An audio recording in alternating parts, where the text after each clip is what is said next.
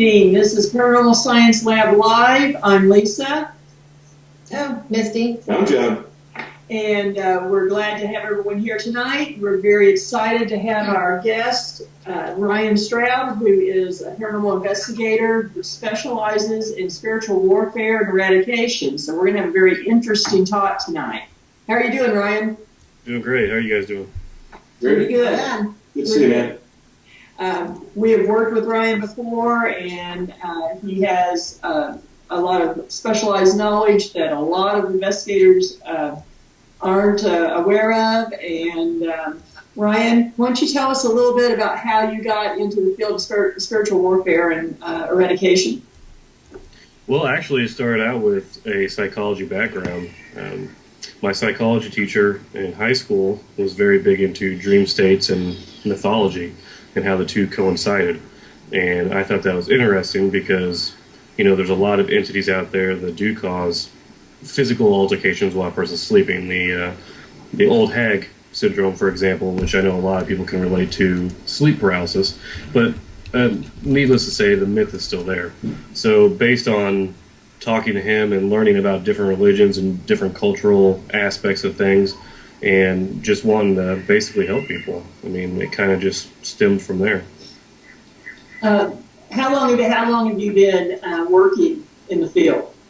In the paranormal field itself, I've been in it about 15 years. I did strictly research for 5 before I actually started practicing any eradication, and I began that.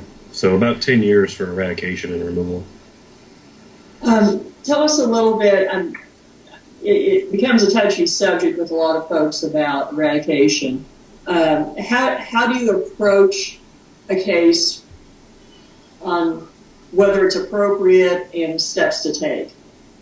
Well, I'm very, very big on stressing scientific protocols. Not everything that you deal with is paranormal. So there's a lot of background, a lot of research you have to do before you even talk about eradication. So let's say that we've went through all the processes and we found out there is some type of supernatural or paranormal something going on. The way I approach it is I try to figure out the cultural aspect of the entity in question, because, and I've stressed this thousands of times before, you cannot stuff a square peg into a round hole. You have to find the history and the knowledge and the aspect of what you're dealing with, or you won't be able to solve the problem effectively. So the first thing that you have to do is identify what you're dealing with down to the finest point possible, because if you don't, you're just banging your head against the wall and you're going to cause bigger problems in the long run. So like I said, the basic thing that I like to do is figure out the core of the problem and the reason why it's there in the first place. What can you give us an idea, overview of some of the different types of entities that can be involved? I know a lot of people just, they think of paranormal activity simply as a human ghost, and that it's not as simple as that. No, it's really not. I mean, if you think about it, there's 1,000 different types of entities in each religion, and there's 1,000 different religions. I mean, just the big thing that people have to understand is there's a difference between human and inhuman ghosts or spirits. Now, a human ghost is basically what happens when a person's energy, when a person dies, their energy is what's left over. It's that disembodied energy. That's a ghost. It stems from our material realm. And what our material realm is the things that we perceive with our material senses. Your material senses are your basic 5. Now, a spirit stems something from the material or the spiritual realm. That's where your angels, your demons, your fae, your oni, pretty much any religion talks about a spiritual realm different from the realm of the mortals, the realm of the humans. And by determining which realm you're dealing with helps to determine which method of eradication or removal you want to work with. Good question. You're talking about the different realms and different religions. Do you see a correlation between entities from one to another? Oh, of course. There's cultural differences and cultural similarities between all different kinds of spirits. That's why when I teach, I explain things by using a Venn diagram, and I keep all the spiritual aspect into one circle, because it's easier to look at spiritual aspects as a whole being rather than breaking it down into, Hindu religion or Native American religion, and then finding the overlaps there. If you look at it as a bigger piece of the puzzle, and you're like, oh, well, entity A and entity B and entity C, they all have similarities from different cultures. Why is that happening? Where does that overlap stem from? And by doing that, that's where your research comes in before you do the eradication. And Ryan, we have the diagram up now for viewers. So if there's anything that you'd like to talk about the diagram that you provided, why don't we do that now? Okay. Like I was saying earlier, if we look at the diagram itself, the material realm, the top left, is where your humans stem from. That's where we perceive our environment through our material senses. This is the circle of ghosts, of humans, your sensitives, basically that kind of thing. Now you have your spiritual realm, which is on the same level there on the right-hand side. That's where all spiritual origins and endings are. That's your heavens, your hells, take your pick. The overlap there, which I have a little number 1 there, that's where I like to put your interaction between the material realm and your spiritual realm. That's where your possessions take place. That's where your miracles, that kind of thing, the basic interaction between 2 points. Now the third realm, I put this in there because it's something that not a lot of people think of. They tend to see it as more of a human error or spiritual error, correlation. But this is the realm of transcendence. This is where your magic takes place. This is where your transformation realm takes place. And I know a lot of you guys have done research on how magic can affect things both positively and negatively. And right here I put an example where you have the material realm overlapping with the transcendence realm. And that's where your things like your wendigos come into place, or your skinwalkers. Basically what that is, it's a human that's affected negatively by magic. Now, you could also have positive aspects there, where you get a faith healer or someone along those lines. Now, where the transcendence level and your spiritual realm overlap, that's where the sacred geometry. That's where your there's even some negative aspects to that too, just depending on which entity you're dealing with. And then the overlap of all the realms, I have labeled with number 4. That's where your gods are. That's where you're something that can exist in all realms at all times. So to me, I just use this as an example to make things easier when you're explaining things. Ryan, can you give us an example of the transcendence realm and some of the things that happen that manifest in the physical world that people aren't aware of? Right. A lot of Native American cultures, especially the Algonquin, they talk about the Wendigo. A Wendigo essentially is a human that through some sort of negative magical practice and feeding off another human, cannibalism, they have become this rigid, ice-cold, very animalistic demon, essentially. Well, not demon, I'm sorry. It's more on the lines of take the most negative aspect of the human condition and manifest it. That's what they are. And the reason why that's in the overlap between the material and the transcendence is because it's human condition affected by negative magic. They sought it out, they used negative power, they used their power in a way to benefit themselves solely, and because of that, it twisted them and transformed them into something that's less than human. What would be ways of identifying that kind of phenomena going on? Oh, okay. When a person is being affected by magic or some type of spiritual aspect, depending on whether it's positive or negative, they'll start to take a toll on them. The easiest way to look at that would be if we use possession, for example. When a person's in a state of possession, there's usually 5 states of possession. And as they progress later on into those states, they start to look more sick or decayed, or they start to behave in ways that are different from their baseline behaviors.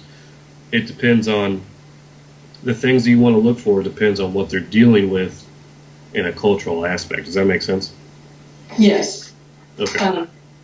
In fact, you just talked about the states of possession. Mm-hmm. Can you talk about that a little bit? what those things are, and if you're whether it's an investigator or just an average person, how you would start identifying that as something going on. Sure. The first thing is the first stage of possession is sought. And what that means is either a person is looking for some type of spiritual interaction that's went wrong, or the spirit has looked for a person in particular. Multiple religions talk about people looking for power or looking to contact some type of entity, and it ends up turning out to be negative, or very rarely is a positive, I would say. So that's the first stage, is where someone is going to look for it or something is looking for them. The next step is claimed. From that stage is where a person makes physical contact or some sort of spiritual this for that. Oftentimes, the classic scenario of possession is, this is where they have the lack of faith, or they have something negative happen in their life and they're denouncing God. That's that second stage. This third stage is where they begin to show a drastic change in personality. They start pushing people away from each other. They start becoming more aggressive. They start looking for ways to show that they have power that they didn't have before. Okay? The next stage after that, that's where your physical aspect takes place. That's where they start, like I said, they start to show signs of becoming frail or, change in color. This is a stage where the spirit actually takes hold of the individual and they begin to show physical signs of spiritual attack. And then your final stage is that stage of possession where everyone's seen it, on TV shows to, commercials. I mean, that's what you're looking for there. That's your fifth stage of possession. And I would assume that a lot of times, especially the earlier stages, are mistaken for other things going on. Of course. It's one of those things that it could be anything from mental illness to, being sleep fatigue.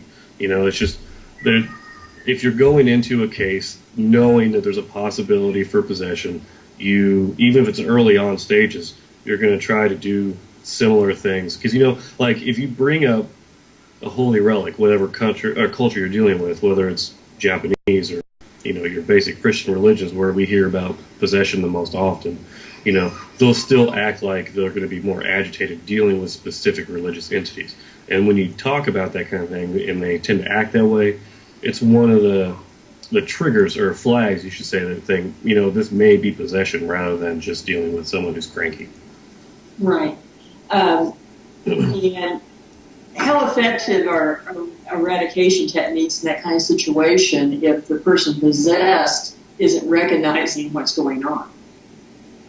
Well, I mean, that's one of those tricky things, because at that point, even though they're being influenced by the spirit, they haven't been taken hold of it yet.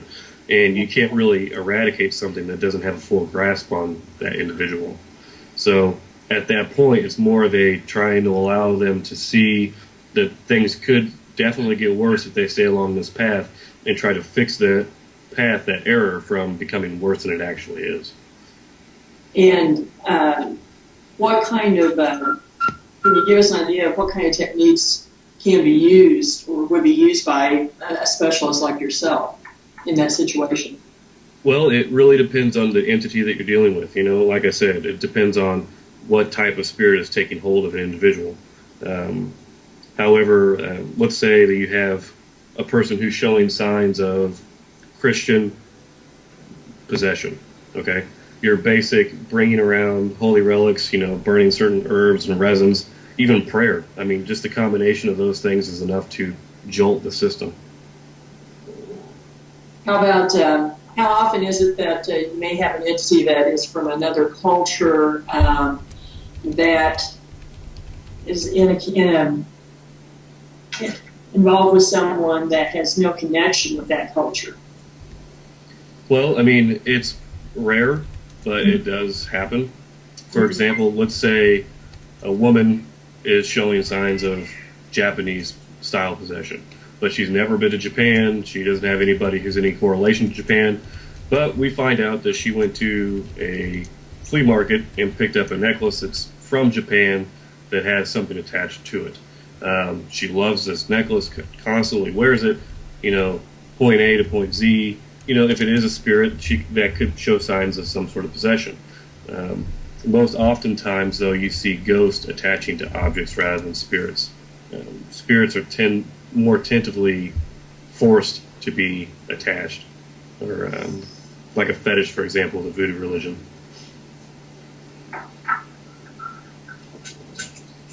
Okay. Can you give us a little bit of information about the differences between oppression and attachments? We have that question. I'm sorry? We have a question going on asking if you can talk about the difference between oppression and attachment. Okay. To me, an attachment is a ghost, okay? Because ghosts tend to attach to living people or living energies. This is a type of thing that can be taken care of very easily. Well, not easily, I'm sorry. Differently than dealing with an oppression. The things you look for in attachments are things like ghost sickness, which is fatigue. And something you can do with that is you can burn bone set. Bone set is an herb that is commonly used to release a person from spiritual attachment. Also, you have to find the source of why the attachment and where the attachment came from. As for oppression, you're dealing with something physically causing an emotional turmoil. These are the type of things where the person is seeing things more often. They're feeling like this entity is specifically attacking them rather than just attaching to them for some energy level or existence. Dealing with oppression is a lot harder than dealing with attachment because it has specifically focused on that individual to cause them some type of spiritual or relevant harm. And like I said, that just depends on the culture that you're trying to deal with. Native American. I'm sorry, go ahead. Oh, no, that's fine. Can you give us an example of a case that you've been involved with that kind of had, perhaps was some unique characteristics about it? Can I give an illustration? About attachment or about possession? Or? Either one. Okay. Just to kind of give a specific illustration. Sure. The story that I was telling you about the woman bringing home an artifact from the antique mall. And I've worked cases with Dybbuk boxes. Have you guys heard of those? Mm-hmm. Okay. There was a case not too long ago where a Dybbuk box was purchased on eBay. And that box was brought home. The person started experiencing nightmares. They would wake up in the middle of the night with their mouth bleeding, and they went to the bathroom and actually were pulling teeth out of their mouths. I mean, they were smelling lavender and tasting metal, probably from all the blood from the teeth. They began excessively scratching their body, trying to feel like they were, infested with some type of insect or some type of bug. And this individual ended up selling the box, saying that it was haunted, and moved on, and eventually that person got better. Well, the next person, it happened the same thing. They started smelling flowers. They started, tasting the metal. They would have horrible nightmares. Knowing that there was something going on here, they got rid of the box as well. When I got in touch with it, there was a person who was looking for spiritual guidance. Like, how am I going to handle this? Because I didn't realize that I thought all this was hoopla until it started happening to myself. So I talked to him when he started smelling the flowers, the lavender, and tasting the blood, and waking up in the middle of the night and having these horrible nightmares and feeling like he's going to pull his teeth out. We actually talked to a rabbi and had them build a chest to put this box in to kind of seal all the energy inside to prevent it from dealing with or being exposed to the people around it. So the way we handled that was, once we knew the culture, it was Jewish, we went to a specialist in the Jewish field, and they essentially sealed it using prayer and a cabinet, essentially. And was it effective then? Yeah, as long as it's in there, it doesn't affect anybody. But once you take that out, it tends to, cause harm. Hey, Ryan, why the smell of lavender? It was just correlated with the box. Dybbuk boxes are like your voodoo fetishes in a way. You're binding or trapping a spirit for a specific purpose inside of it. And usually when a Dybbuk box is created, there are several offerings or several types of gifts of reciprocity that are put into it, and lavender could have been one of the things that they put into the box. Okay. Almost a clue as to how it was created. Exactly.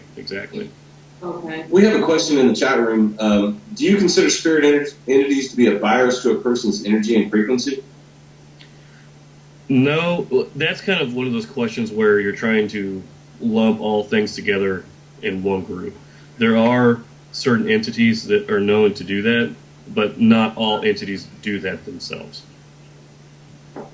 So. And how do you think that in part that is a subjective thing from the person being affected?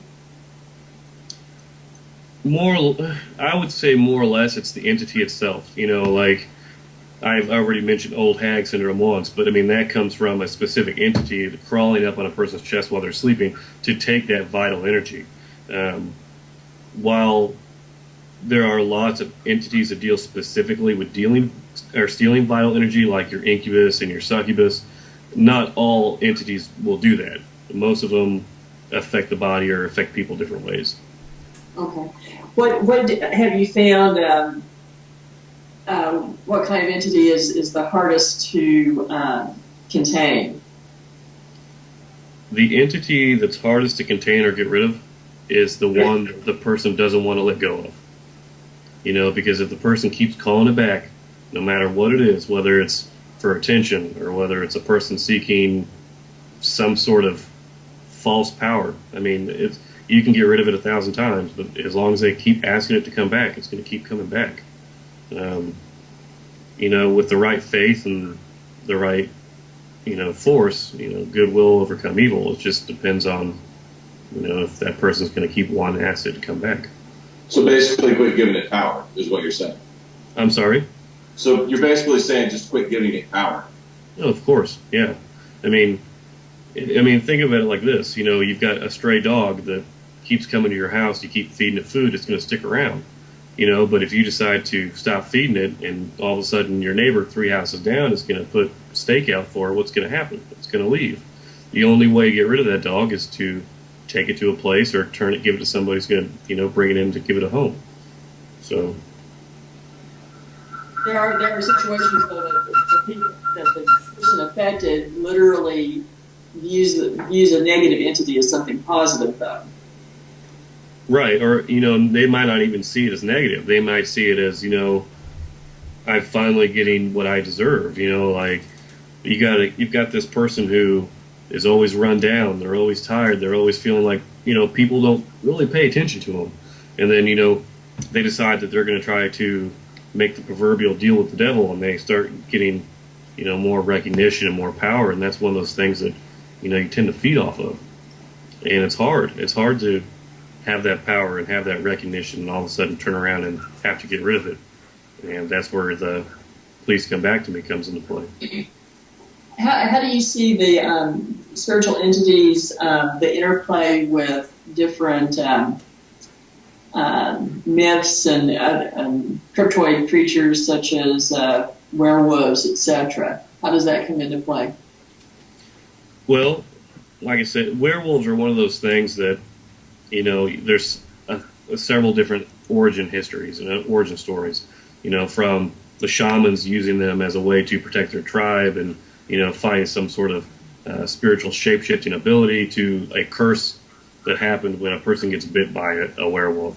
It's the only common thread is that that it's part human and part wolf. Depending on where you're at in the world depends on the origin of that entity. And the idea of the silver bullet killing the werewolf is something that was, I'm pretty sure, was determined in the Hollywood sector of the supernatural. But silver has always been one of those things that's held spiritual power. It's associated with the moon, like gold is associated with the sun. So it just depends on if you're actually looking into myth or you're looking into a cultural history or if you're looking into Hollywood. It's one of those things where you have to break it down by what information you want. And have you had any personal experiences with entities of that sort, or perhaps skinwalkers? And I'm kind of throwing a couple things in together, but I've had a personal experience with one, and I've also had several people email me about seeing them. I'll tell you my personal experience. There is a little cemetery that we tend to go to quite a bit. The way it's set up, it's two gravel hills, really tall, narrow road that's surrounded by woods. And then if you go through all the way down the road, there's a small cemetery. I think the most recent gravestone is the 1800s. And me and a fellow investigator had went there that night, and it was really slow. I mean, nothing had happened. It was calm. It was just a beautiful night. But killing nighttime, we wanted to go ahead and leave. And as we were leaving, we were at the top of one hill, and as we approached the valley between the two, we noticed it looked like a dog sitting in the middle of the road, hunched over, eating probably roadkill of some sort. And it being a pretty big farming area, we just figured that's what it was. We approached it in the car, got about 12 feet away from it, and wasn't moving because it was facing the other direction. And I honked my horn a couple times, and it turned around, looked at the car, stood up on its back legs, and walked off the road. Now, it was massive. When I say massive, I mean it was at least 7 foot tall. Now, I'm only gauging that based on the height of the car and the fact that it was taller than the car. But it was very brief. It happened maybe it was like a 4 or 5 minute encounter. But the fact that it stood up consciously, looked at us, and then walked off the road, I definitely can see that would be in the lines of a cryptid monster creature type encounter. there's something more something intelligent, sounds like. Right, exactly. Have you had experience with kind of getting into the subject of the veil a little bit and interplay of the dimensions? Okay. Have you had experiences of places that where the environment itself changed, the landscape, things like that? There are a lot of tales like that. Due to the veil, or due to interaction between spirits, or Any of the above. yeah, that particular cemetery actually that I was telling you about, there's a lot of interdimensional shifting that goes on there. And what I mean by that is you can take a picture, you can draw a map, you can have it mapped out, and we would leave, come back a couple hours later, and things would be different. And what I mean by different would be trees would be moved, or the maps that we had ourselves would be completely gone.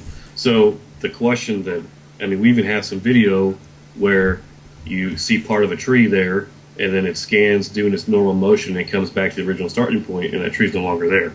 Now, I know that's evidence that's kind of easy to manipulate, but the fact that it happened is pretty interesting to me. Now, that interdimensional shifting, that interaction with the veil, can be seen by several different people. In fact, we were talking about this not too long ago, where a lot of the ley lines are magnetic lines of the earth that, are all over the earth. That basically, what's interesting about them is if you look at a lot of the holy structures across the world, whether it's Stonehenge or the Vatican or, anything along those lines, they're on a cluster of those ley lines. And what's interesting is there was a theory out there that these clusters of ley lines, the reason why they were on holy ground, the reason why they affected people so easily, is because that cluster of ley lines affected the veil. It made things more spiritual, it makes a person feel like they were more in a sacred space. So I thought that was an interesting. The idea if that cemetery is on a ley line? We did have a lot of electromagnetic reading there, but I don't know the exact type of equipment that you would need in order to specifically pinpoint a ley line. I'm sure that if we could find that out, since technology is not really my strong suit, it would be an interesting experiment to try, definitely. Are there other phenomena that are going on that would kind of indicate a interaction between the dimensions? Well, I mean, I'm sure there is. I mean, all over the world, people explain, or they talk about how they see an image of a person, or they see, even shadow people, for example. That's one idea, is that these are interdimensional beings or these images of spirits that are stuck in the veil. And people have been seeing a lot more of them recently. Something that I've came across fairly recently, I know it's been going on for years, is the strange noises that are being heard all over the world, almost like a howling or some type of. A lot of people are calling that the trumpets, that people experience at the end of days. But as a few people that I've talked to quite frequently, Jon and Lisa, they've mentioned that it's probably this overlapping of the veil that's maybe weakening, that's causing some sort of noise that's being projected. And it may be, and there's also theories that perhaps some of the things that man is doing is creating that overlap too. Right. You want to go into that a little bit? Sure. I mean, I really don't want to mention any names or, specific places in Alaska, but, there's, but there's some theories that, these people who are dealing with all the high frequency vibration and, radiation and molecular everything, science is amazing, that it could cause this overlap. My big thing is science and religion and spirituality. They're not different trees. They're the different branches of the same tree. And of course, I believe that one's going to affect the other and vice versa. I mean, that's how we got modern science is, people thought illness was caused by spirits, and they realized that, hey, I can cure this illness with this plant, so this plant must repel demons. And it turned into modern pharmacology because they realized that, this headache wasn't caused by a demon, it was caused by a deficiency of some sort. So by using these herbs, I can fix it. To me, those things go hand in hand. So yeah, without a doubt, I believe that there's some sort of interaction of the veil going on. It's becoming more common, isn't it? It seems that this phenomenon. Well, of course. If you think about it, not even 500 years ago, the supernatural was a way of life. And, over time, when science, came forth and more logical explanations came about, it kind of fell against the wayside. But it made a strong comeback recently, and, people are experiencing more types of phenomenon, and, they're talking about things, or they're experiencing things, and they're living things that science just can't explain. So yeah, I definitely believe that there's been a growth in the spiritual and a growth in the supernatural, and I believe that we're going to see a lot more of it.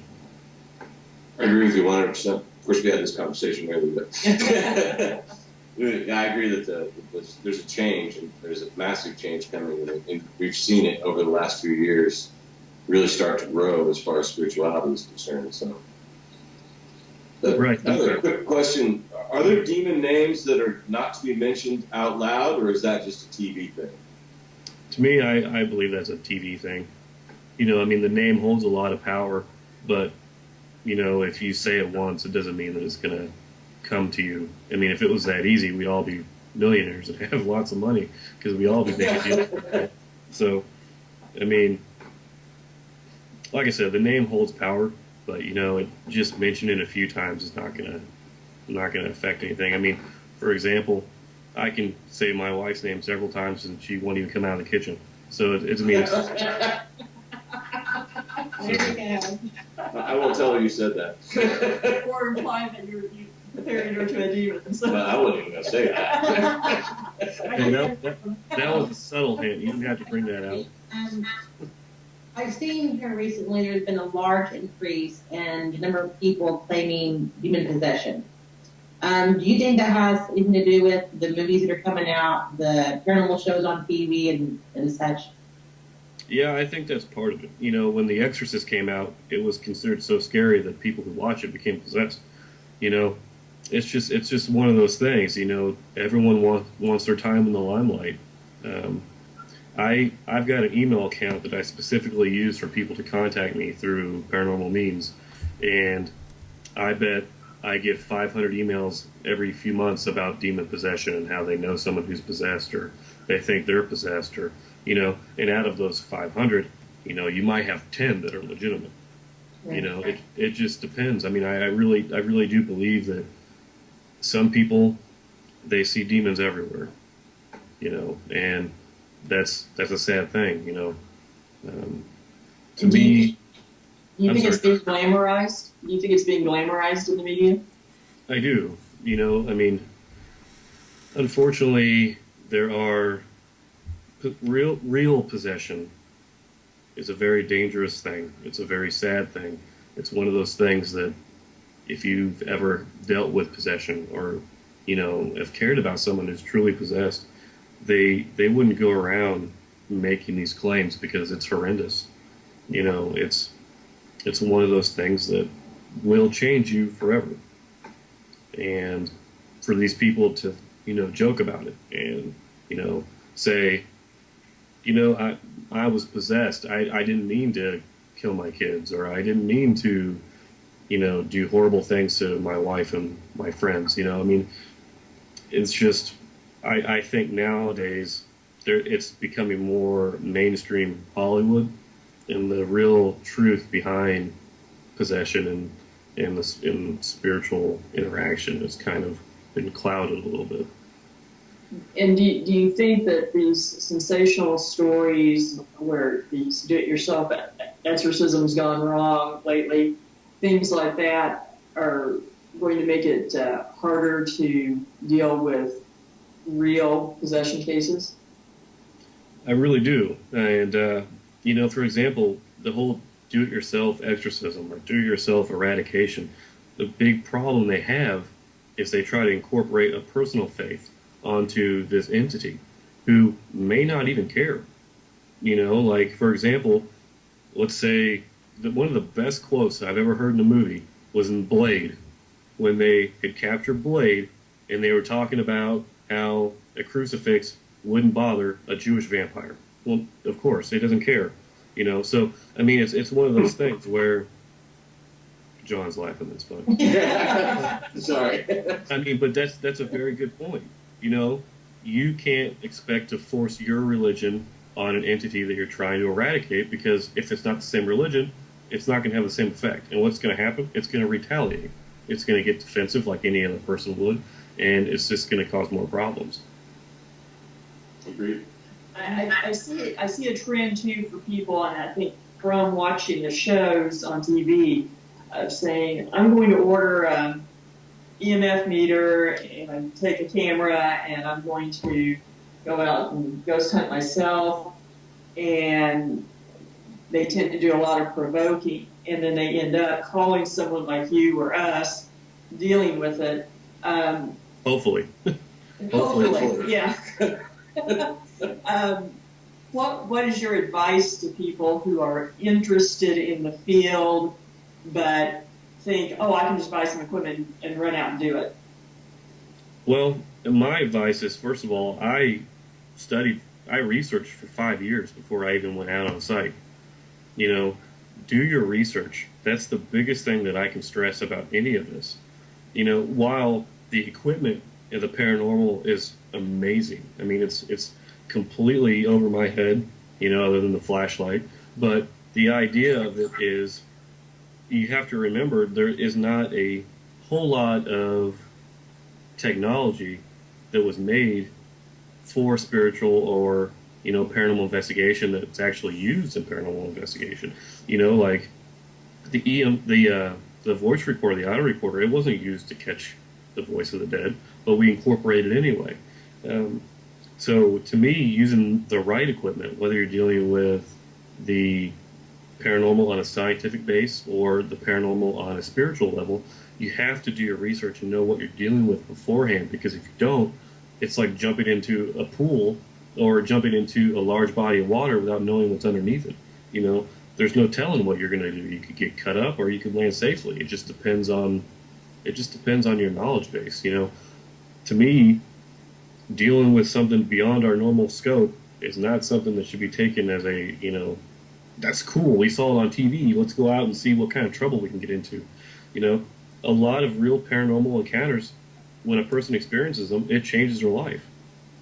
It doesn't just, wow, this is a cool ghost story that I can tell around the campfire, or, I'm going to joke about it with my friends, and then, one day we're going to go out and get ourselves killed. And I'm not saying that happens a lot, but I mean, you can take the Pope Lick monster example. a lot of people go down to this train trestle to look for the Poplik monster without realizing that it's so high in the air and surrounded by so many trees that you can't see the train until it's right on top of you. So, that's just an example of, you've got to do your research. What's killing these people when they go up there? It's not necessarily this ghost or this monster. It's the fact that, they're not paying attention to their environment. And that's a huge, huge problem. It's a lot more than just going out and looking in the dark. What do you consider to be a good resource, like to study and get caught up and ready to go? Well, to me, it depends on what your primary focus on investigation will be. If you're going to go into the spiritual aspect, I definitely recommend looking into religion, looking into myth, looking into basic human psychology, because, a lot of times a person's perception could just be off. Is it something that's xenonormal, which is something that's natural but appears paranormal, like swamp gas, for example? Or is it a mental illness, or is it just people seeking attention? If you're going in for the scientific aspect, research, have good research skills in general, like understand, physics and understand how weather can affect a house, like let's say that door behind you opens, is it because of the temperature in the house, or is it because of draft? That's all things that you have to understand. If you're going into this field to be a specialist, you have to have specialized knowledge, I agree. I agree, and can't argue with that at all. At this point, kind of we're at that juncture that I think, why don't you tell people how they could get a hold of you and how you work with others? Sure. You can contact me via email, and I can give you my email if you'd like. Sure. It is STRAUB period RYAN period T at gmail.com, or you can contact me through the HPRO website or through Lisa, or Jon, any of those guys. And the other question was what? I'm sorry. I think I forgot myself. I'm sorry. Do you have any specific books that you like for people to read to get the knowledge to be an investigator? Well, that's one of those things where you can always go to your library, or, I recommend going to a library over the internet 100% of the time. Even though the internet has that information that's readily available, you also don't know necessarily who's writing it. You can't go to a library and pick up a book and get the smell of the pages. And, my personal advice on that is pick up as many as possible. Okay? Read as much as you can. Experience as much as you can. Make your own toolbox. Realize that, I went out to this site and I applied these methods and they didn't really work so well, but these methods did. Refine, become your own person, but make sure that research you have is legitimate. When I did my research for 5 years, I studied everything I could. If it so much had a picture of a ghost on the cover, I grabbed it. And I covered everything. I covered Grimm's fairy tales, for example. That's just an interesting concept of how people interact and deal with mythology. So as for a certain book in general, I wouldn't say this one is the best. This is the one that you're going to be doing. There's a lot of really great authors out there. Jason Offutt, he's got a ton of books. Lisa's got a ton of books.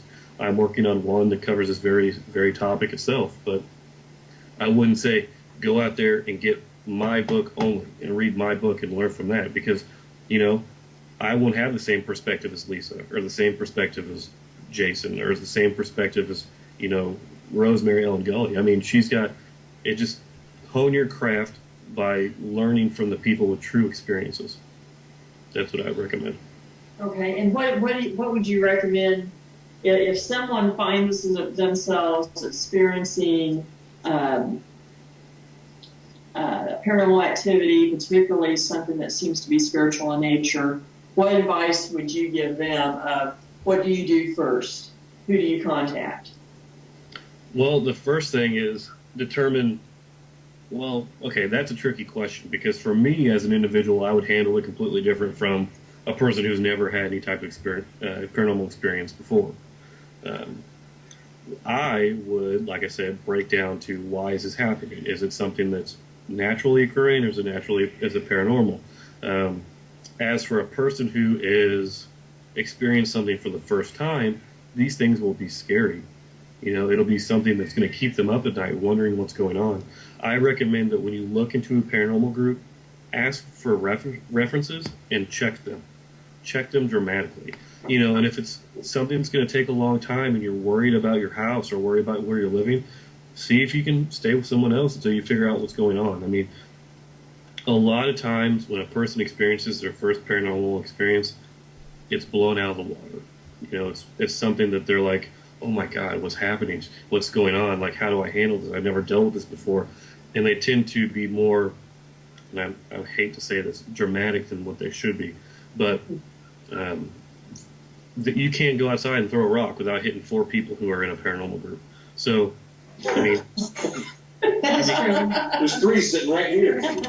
well, exactly. I mean, and that's the thing. Like, and while there's a lot of saturation in our field, this is a perfect example. We live in a digital age, right? So therefore, evidence can be created very easily, and with the evolution of the evolution of the person who's experiencing this fake behavior or whatever type of evidence they're picking up, the nature of the investigator has to evolve as well. And you have to do your research. You can't just put a bunch of paranormal groups on a dartboard and throw a dart and pick the one that it goes to. Pay attention. You're going to be inviting these people into your house, into your life. You're giving these people personal information. It's going to be vulnerable. Make sure that you're going to the right individual. And that kind of comes along too with the saturation in media. There are a lot of people who have got in and formed groups recently, and shall I say, almost seem to be seeking a thrill-seeking activity. Do you have any advice for people kind of to sift through recognizing a good group from a bad group besides the references? Well, I mean, you could always tag along a couple places and see how they act.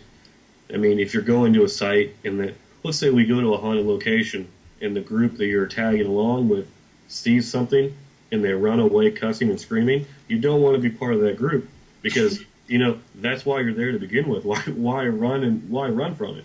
Right. I'm a very firm believer in if you don't run, you can't be chased. So I mean, it's one of those things where it's a lot of trial and error. If you have a select group of people who are level-minded, open, are not 100% willing to jump towards every sound or every scratching noise as paranormal. I mean, you can, as a young group, you can learn by doing your research and getting out there and experiencing it from other well-known groups who actually have their heads on straight. A lot of the groups that I deal with, they're a huge variety of people and personalities and perspectives and jobs from their normal lives. It's not necessarily all ghost hunting or all cryptid hunting or all spiritual aspect all the time. I mean, when you're a paranormal investigator, you're a researcher, you're an investigator, you're a counselor, you're a friend. You're so many different things piled into one aspect that not a lot of people understand, that it's not all about going out there and trying to take pictures of the boogeyman. You have to be well-rounded. I think that's very good advice in telling people that those are things that they need to think about. Can you tell us a little bit about the book that you're writing? What people could expect? Sure. I've broken it down into 3 major sections. The first section is about proper identification. It covers everything from the scientific protocol to staying organized with the scientific protocol. It talks about how to do proper research. It even includes how to determine if a person is lying to you about their claim. I mean, it's everything from point A, when you hear about it, to, okay, this is the type of evidence we have, what do we do next? The next section is about the common types of paranormal activity. It covers ghosts, spirits, cryptids. It talks about monsters of lore. And it talks about, and Jon mentioned this earlier, it talks about cultural similarities and cultural differences.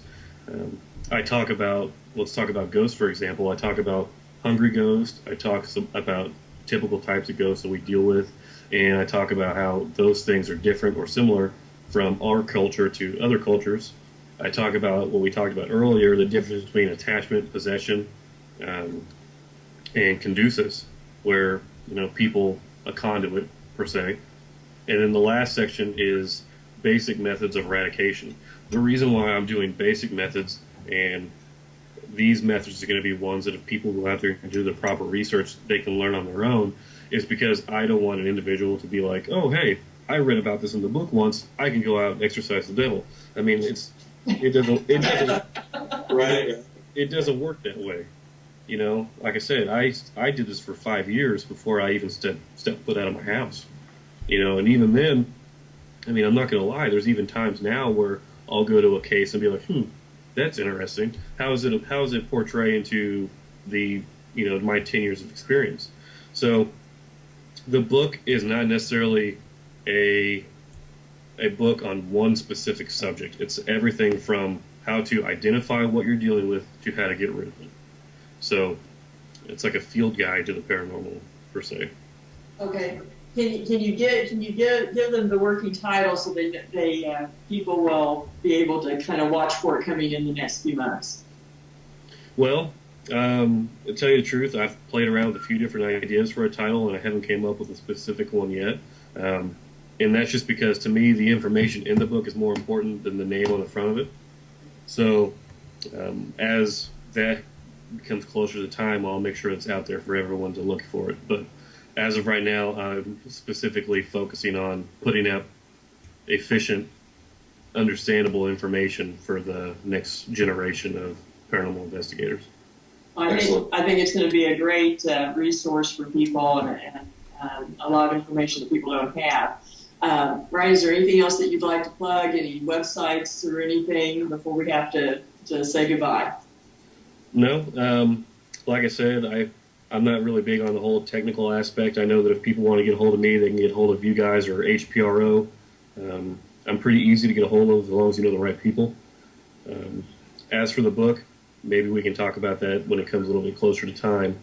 But as of right now, I think that's everything. Okay. Well, Ryan, we sure enjoyed having you tonight, and I hope you come back and talk to us again pretty soon. Hey, I'd love to. Anytime, guys. Hey, Okay. great having you, man. Thank you, Ryan. Bye-bye. Have a good night. Bye-bye. Talk to you later.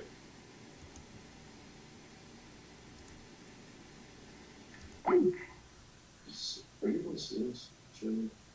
No. Oh, I thought you said I was going to, but she tested earlier, and she is sick. Oh, Mm-hmm. pregnant? Yes. She's already been there, done that. Yeah, actually she has.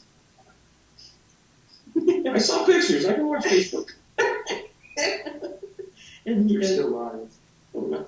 yeah, you are.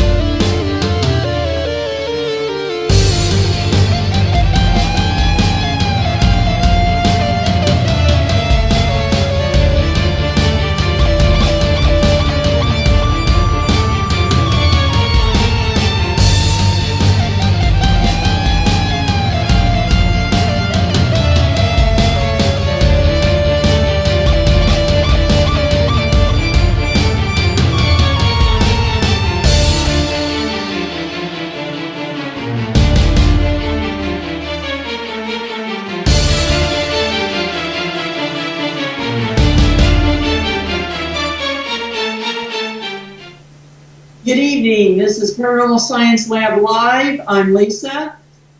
Oh, Misty. I'm Jon. And we're glad to have everyone here tonight. We're very excited to have our guest, Ryan Straub, who is a paranormal investigator who specializes in spiritual warfare and eradication. So we're going to have a very interesting talk tonight. How are you doing, Ryan? Doing great. How are you guys doing? Pretty good. Good to see you, man. We have worked with Ryan before, and he has a lot of specialized knowledge that a lot of investigators aren't aware of. And Ryan, why don't you tell us a little bit about how you got into the field of spiritual warfare and eradication? All the spiritual aspect into one circle, because it's easier to look at spiritual aspects as a whole being rather than breaking it down into, Hindu religion or Native American religion and then finding the overlaps there. If you look at it as a bigger piece of the puzzle and you're like, oh, well, entity A and entity B and entity C, they all have similarities from different cultures.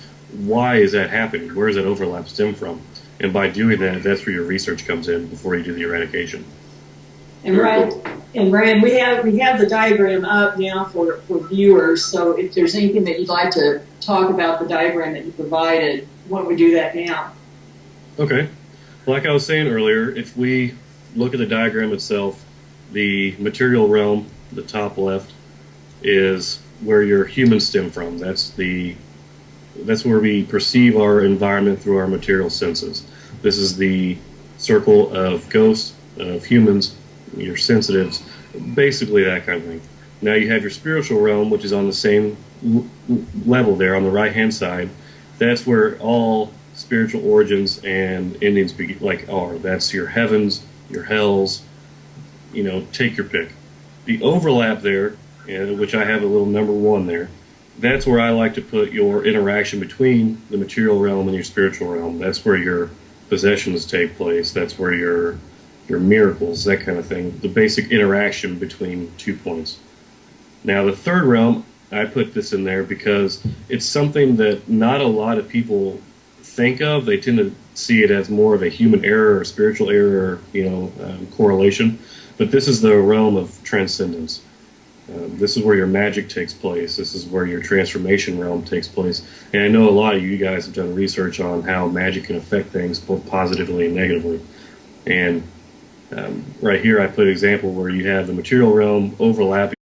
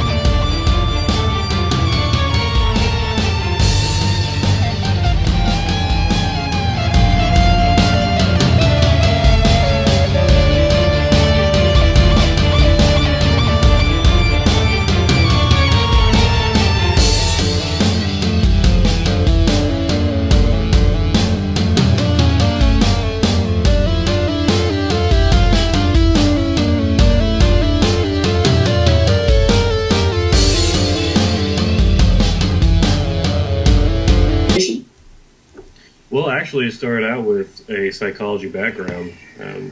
My psychology teacher in high school was very big into dream states and mythology and how the two coincided. And I thought that was interesting because, there's a lot of entities out there that do cause physical altercations while a person's sleeping. The old hag syndrome, for example, which I know a lot of people can relate to sleep paralysis, but needless to say, the myth is still there. So based on talking to him and learning about different religions and different cultural aspects of things and just wanting to basically help people, it kind of just stemmed from there. How long have you been working in the field? In the paranormal field itself, I've been in it about 15 years. I did strictly research for 5 before I actually started practicing any eradication, and I began that. So about 10 years for eradication and removal. Tell us a little bit. It becomes a touchy subject with a lot of folks about eradication. How do you approach a case on whether it's appropriate and steps to take? Well, I'm very, very big on stressing scientific protocols. Not everything that you deal with is paranormal. So there's a lot of background, a lot of research you have to do before you even talk about eradication. So let's say that we've went through all the processes and we found out there is some type of supernatural or paranormal something going on. The way I approach it is I try to figure out the cultural aspect of the entity in question, because, and I've stressed this thousands of times before, you cannot stuff a square peg into a round hole. You have to find the history and the knowledge and the aspect of what you're dealing with, or you won't be able to solve the problem effectively. So the first thing that you have to do is identify what you're dealing with down to the finest point possible, because if you don't, you're just banging your head against the wall and you're going to cause bigger problems in the long run. So like I said, the basic thing that I like to do is figure out the core of the problem and the reason why it's there in the first place. What can you give us an idea, overview of some of the different types of entities that can be involved? I know a lot of people just, they think of paranormal activity simply as a human ghost, and that it's not as simple as that. No, it's really not. If you think about it, there's 1,000 different types of entities in each religion, and there's 1,000 different religions. Just the big thing that people have to understand is there's a difference between human and inhuman ghosts or spirits. Now, a human ghost is basically what happens when a person dies, their energy is what's left over. It's that disembodied energy. That's a ghost. It stems from our material realm. And what our material realm is the things that we perceive with our material senses. Your material senses are your basic 5. Now, a spirit stems something from the material or the spiritual realm. That's where your angels, your demons, your fae, your oni, pretty much any religion talks about a spiritual realm different from the realm of the mortals, the realm of the humans. And by determining which realm you're dealing with helps to determine which method of eradication or removal you want to work with. Good question. You're talking about the different realms and different religions. Do you see a correlation between entities from one to another? Oh, of course. There's cultural differences and cultural similarities between all different kinds of spirits. That's why when I teach, I explain things by using a Venn diagram, and I keep all